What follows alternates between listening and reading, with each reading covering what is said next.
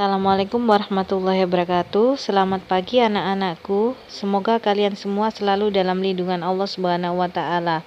Tetap jaga kesehatan dan patuhi protokol kesehatan. Baiklah anak-anak, sebelum belajar jangan lupa kalian berdoa terlebih dahulu. Anak-anak, hari ini kita akan melanjutkan materi yang kemarin, tetap masih dalam sistem peredaran darah manusia bagian kedua. Submateri yang akan kita pelajari pada hari ini yaitu tentang alat peredaran darah, kemudian peredaran darah besar dan peredaran darah kecil. Kita bahas yang pertama tentang jantung.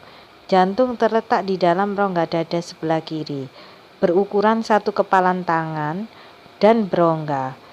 Memiliki 4 ruang yaitu serambi kanan, serambi kiri, bilik kanan dan bilik kiri.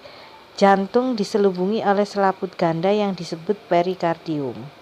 Coba kalian amati gambar bagian-bagian ruang pada jantung berikut ini.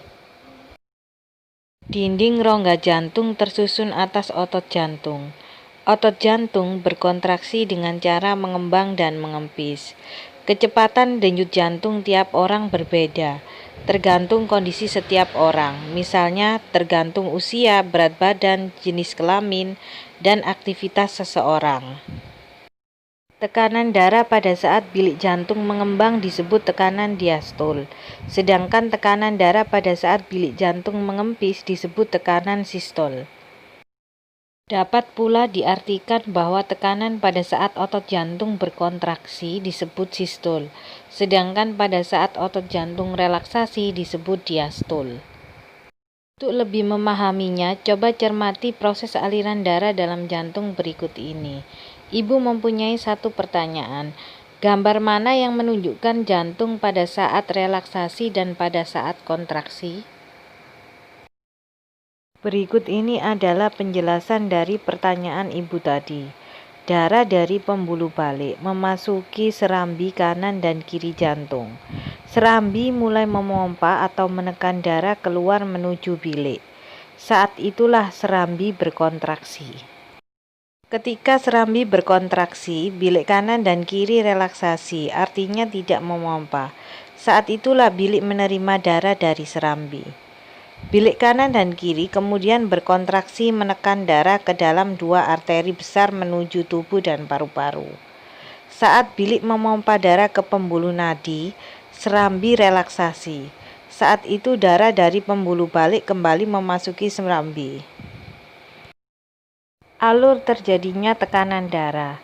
Ketika terjadi kontraksi otot-otot pada bilik jantung, menyebabkan tekanan pada bilik kiri jantung.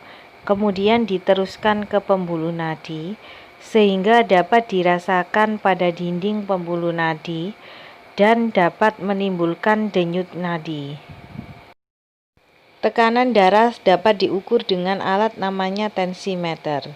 Tekanan darah orang dewasa normal yaitu 120/80 mm Hg. Nilai 120 menunjukkan tekanan sistol, sedangkan 80 menunjukkan tekanan diastol. Berikut pembuluh darah yang menuju atau keluar dari jantung.